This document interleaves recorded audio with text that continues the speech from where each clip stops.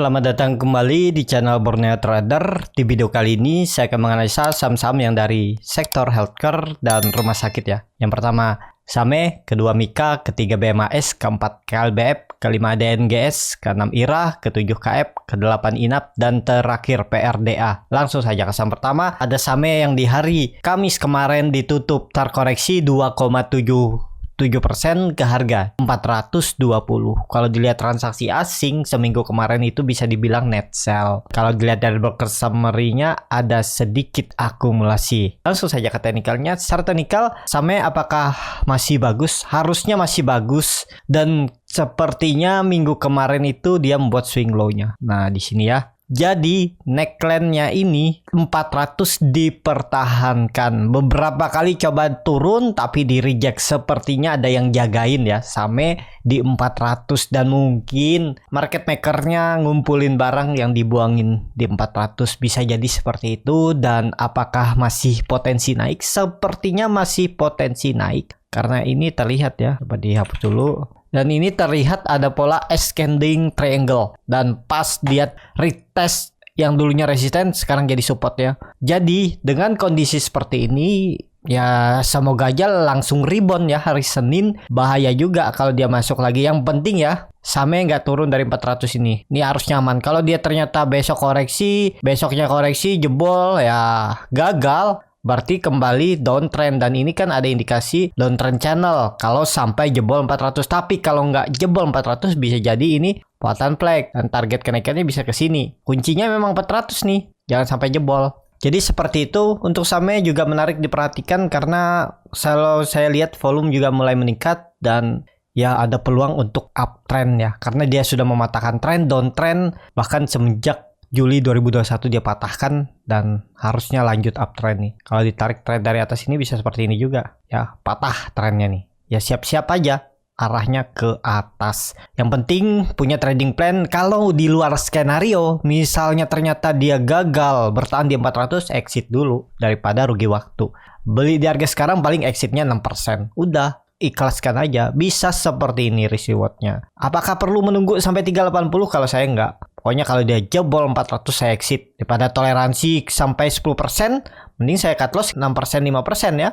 10% belum pasti mantul itu. Jadi saya exit dulu aja. Nanti lihat di bawah bagus enggak ada pergerakan. Kalau ada pergerakan baru saya spek buy di bawah. Nutup kerugian yang dari atas kalau memang mantul. Tapi kalau ternyata dia terus turun, rugi saya juga lebih kecil daripada yang hot dari atas nggak pakai cut loss. Nah, jadi seperti itu ya.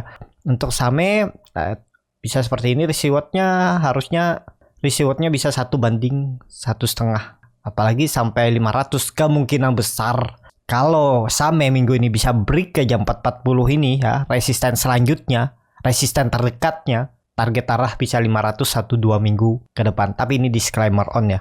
Jadi seperti itu. Untuk SAME langsung saja ke saham kedua, ada MIKA yang di hari Kamis kemarin ditutup menguat 4,39% ke harga 2.610. Kalau dilihat transaksi asing terus net buy, tapi bisa diperhatikan bid offernya tipis.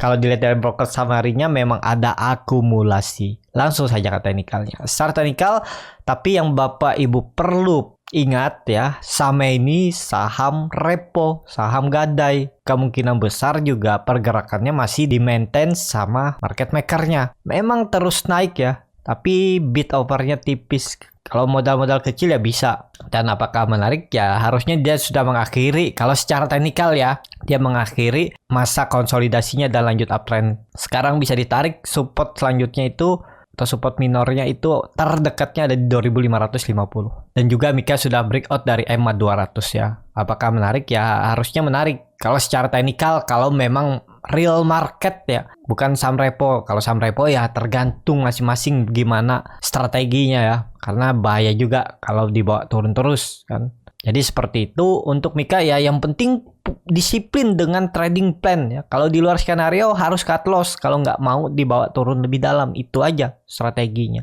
Jadi kemana arahnya harusnya kalau terkonfirmasi launching bottomnya ini bisa sampai 3.000 ya. Apakah ke sana? Ya tergantung market maker-nya. Jadi seperti itu. Ya untuk MIKA ini bisa dibilang kalau secara teknikal strong uptrend karena sudah di atas EMA 200 dan MACD-nya juga sangat tajam mengarah ke atas membentuk golden cross dan volume terus meningkat ya. Tapi lihat, ini volumenya seperti sisir. Ya ini berarti ya biasanya ada corporate action, biasanya ya repo. Jadi seperti itu. Untuk Mika, apakah repo itu jelek? Enggak juga ya. Yang penting dengan trading plan, cara belinya. Kalau untuk investasi jangka panjang, jangka menengah, ya hitung fundamentalnya ya. Apakah bagus? Walaupun sahamnya repo, ya nggak ada yang tahu ya. Kalau nggak baca laporan keuangan, bedah fundamentalnya. Jadi seperti itu. Untuk Mika, langsung saja ke saham ketiga ada BMAS yang di hari Kamis kemarin ditutup menguat 5,51%, harga 765. Kalau dilihat transaksi asing, seminggu kemarin net buy. Kalau dilihat dari broker summary-nya, ada akumulasi di BMAS oleh BKJPYBAK.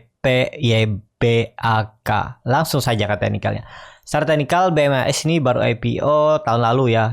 Hampir sudah 3 bulan lagi, setahun. Jadi kemana arahnya? Kalau dilihat dia sudah breakout nih. 750-nya. Ya. Volume bagus nih. Ya, meningkat terus. Sepertinya memang ada akumulasi di BMAS nih semenjak Februari nih. Dia konsol tapi kecil-kecil tapi volume besar terus nih. Dan MACD juga akhirnya golden cross mengarah ke atas. Dan saat dia breakout 750, volumenya besar. Sepertinya ini valid.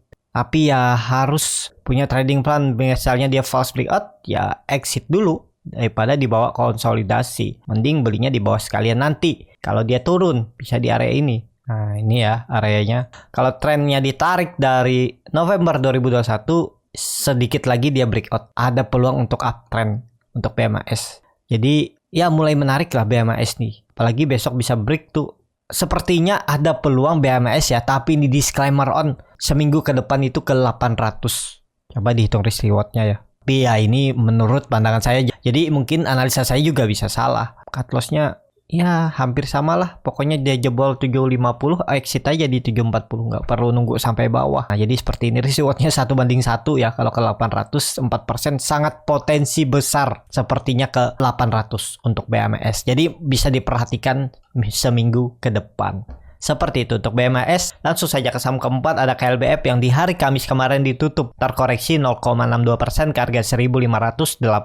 Kalau dilihat transaksi asing seminggu kemarin net sell. Kalau dilihat dari broker summary-nya ada akumulasi ya. Nilai warna hijau ini lebih besar ya dari warna merah dan jumlahnya sedikit ya. Langsung saja ke teknikalnya, setelah KLBF sudah mencapai web 5 ya, dia membentuk corrective web. Ya basic aja ya, dan saya juga nggak terlalu pandai dengan membaca atau menganalisa yang lebih spesifik tentang Elliott Wave ya. Tapi simple ini aja. Kalau saya lihat ya dia membentuk corrective web ABC dan ada peluang pantulan ke 1700 lagi. Bisa jadi ini nantinya triple bottom atau double bottom. Yang penting KLBF nggak jebol 1550. Kalau dia jebol exit aja. Dan dia membuat low baru lah. Low-nya ya di 1540. Jadi Bapak Ibu kalau mau cut loss aja di 1535, 1530 atau 25 ya. Pokoknya jebol itu berarti dia gagal. Harusnya corrective wave nih ABC-nya udah tercapai ya. Risk reward-nya bagus nih. 1:2. Cut loss-nya bisa di 1525, 3,6%, dan target profitnya 1700, 7,58%. Jadi risk reward-nya 1:2. Menarik, tapi perlu kesabaran karena KLBF ini saham lambat gerak ya. Memang MACD-nya masih mengarah ke bawah. Bar chart di bawah 0 juga terbentuk, tapi ya MACD ini lagging, lebih ke fresh action ya kalau saya. Ya ini sebagai indikator pembantu aja apakah masih kuat atau sudah berkurang. Jadi seperti itu untuk KLBF, sepertinya ada peluang untuk menguat seminggu ke depan dan potensi besar untuk KLBF itu masih konsolidasi di range harga supportnya 1550, resistannya 1700. Jadi naik turunnya itu sekitar 150 poin. Jadi seperti itu. Untuk KLBF, langsung saja ke saham kelima ada DGNS yang di hari Kamis kemarin ditutup menguat 3,5%, harga 414. Kalau dilihat transaksi asing, net buy. Kalau dilihat dari broker summary-nya, DGNS didistribusi. Langsung saja ke teknikalnya. Secara teknikal, DGNS hampir mendekati sudah harga IPO-nya semenjak setahun yang lalu. Dan apakah ini ada sinyal pembalikan arah? Sepertinya ada. Tapi disclaimer on ya. Ini dihapus dulu. Terbarunya seperti ini gambarannya. Bisa jadi 400 ini support. Pokoknya kalau dijebol 400 dan membuat low baru, exit aja. Low-nya hari Kamis ada di 376. 400 ke 376 itu cukup dalam juga ya. 24 poin sekitar 6-7%. Ya risk rewardnya masih menarik nih kalaupun nekat, karena sektor healthcare dan rumah sakit kemungkinan ada potensi untuk rebound ya. Lumayan nih, 1 banding 1,5. Cut loss-nya 7%, TP-nya sekitar 10%-an. Dan untuk DGNS ini kalau mau pembalikan arah ya harus breakout 440 sampai 480, dan bagusnya lagi perubahan praksi harga 500. Ada peluang menurut saya DGNS ke atas ya. Jadi ini sinyal pembalikan arah sepertinya loh ya. Baru ada sinyal dan belum dikonfirmasi. Ya, ada candle reversal pembalikan arah, candle doji, candle hammer ini ya. Ini juga volume meningkat saat turun terus dibalas dengan volume hijau. Berarti kuat tuh, berarti ada yang jaga ya. Yang penting jangan merah lagi. Kalau dia merah jebol low-nya hari Kamis minggu lalu, ya udah berarti lanjut turun lebih dalam. Itu aja kuncinya. Seperti itu untuk DGNS. Langsung saja ke saham ke-6 ada IRA yang di hari Kamis kemarin ditutup di harga 1.500 sama harga penutupan hari sebelumnya. Kalau dilihat transaksi asing terus net buy. Kalau dilihat dari broker summary-nya hampir sama antara akumulasi dan distribusi. Langsung saja ke teknikalnya. Secara teknikal, IRA juga strong downtrend dan sudah mendekati harga Juni 2021, titik terendahnya waktu itu, Mei ya, waktu COVID. Dan kemana arahnya? Sepertinya tetap ada pembalikan arah atau ada technical rebound ya. Untuk IRA, sepertinya IRA mempertahankan 1.500 dan membentuk candle doji dan volume meningkat. Harusnya bisa naik tuh, minim-minim 1.600 nih bisa tercapai seminggu ke depan. Tapi ini disclaimer on juga ya, dan belum pasti, dianalisa kembali kalau Bapak Ibu berminat belinya ya. Kalau saya cut loss kalau dia membuat low baru. Ya 2-3% ya udah cut loss dulu. Target saya 1.600 bisa seperti ini.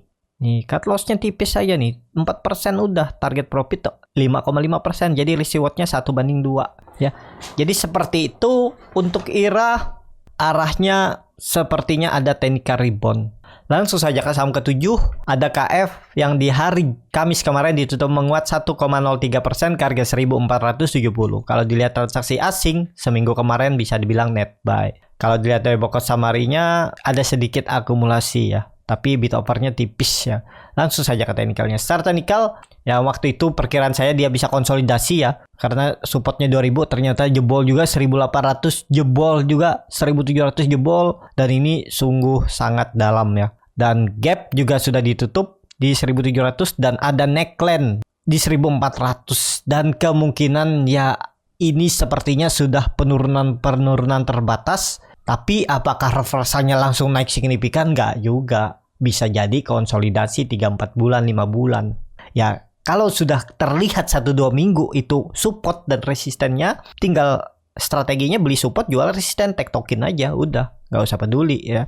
3-4% seminggu dapat ya udah, ya kan. Yang penting portofolio bertumbuh. Jadi seperti itu, kemungkinan juga ada technical rebound. Target reboundnya ya akan uji 1.500 kalau mampu lewat ke 1.600-nya aja. Dan bisa jadi sampai EMA 20-nya ini di 1.700. Ya sekitar inilah. Semoga aja bisa naik sampai 1.700. Jadi seperti itu untuk KF. Langsung saja ke saham 8. Ada INAF yang di hari Kamis kemarin ditutup menguat 1,15% ke harga 1.315, tapi bid offer-nya tipis. Kalau dilihat transaksi asing seminggu kemarin ada net buy. Kalau dilihat dari broker summary-nya hampir sama antara akumulasi dan distribusi. Langsung saja ke teknikalnya. Secara teknikal, INAF juga turun cukup dalam dan gap sudah ditutup saat dia rally, dan ya ini sudah mulai menarik, sudah di area demand yang dulunya itu neckline nih ya. 1.300 tuh udah bisa spec buy. Pokoknya jebol 1.500 jual aja, cut loss aja sekitar 4%, udah. Target profitnya kemana? 1.400 sampai sama seperti KF 1.600 ada peluang ya. 1.500 1.600 atau menguji EMA 20 nya ini juga sama ya. Jadi arahnya ke 1.500 sampai 1.600 untuk INAP. Jadi seperti itu aja untuk INAP. Sepertinya ada peluang rebound seminggu ke depan, karena sudah lama juga sektor ini yang nggak ada rebound ya. Jadi seperti itu. Langsung saja ke saham terakhir, ada PRDA yang di hari Kamis kemarin ditutup menguat tipis 0,33% ke harga 7.425. Kalau dilihat transaksi asing seminggu kemarin net sell. Kalau dilihat dari blok summary-nya ada sedikit distribusi. Langsung saja ke teknikalnya. Secara teknikal PRDA ya 7.200 itu bisa dibilang area-area, atau 7.000 ini aja ya. 7.000 ini area support, target naiknya itu 8.000. Dia ini sepertinya bertahan ya. Dan PRDA besok itu cum det dividennya 398.